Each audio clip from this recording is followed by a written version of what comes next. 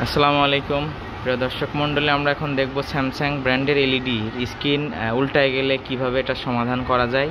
আমরা দেখতে পাচ্ছি স্টিকার যে দিকে আছে তার ঠিক উল্টো দিকে কিন্তু মেসেজ বক্সটা শো করছে। এজন্য প্রয়োজনীয় ডিভাইসের ভিতরে এটা স্যামসাংয়ের মাস্টার রিমোট লাগে, কিন্তু এটা আমাদের কাছে না থাকার কারণে আমরা একটা রিমোট কপি ডিভাইস ইউজ করছি। সাথে ডিভাইস কন্ট্রোল করার জন্য ফোনের অ্যাপসে যাই আমরা। এখানে আগে থেকেই মাস্টার রিমোট কপি করা আছে সফটওয়্যারের মাধ্যমে।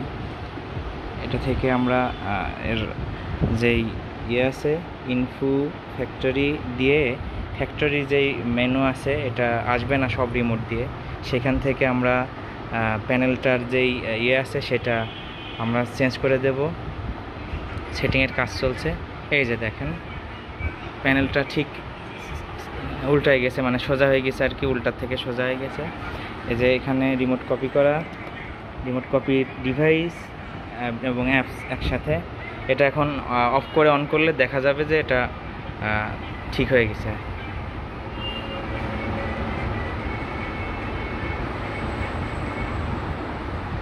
আমরা টিভিটা চালু করে দেখি।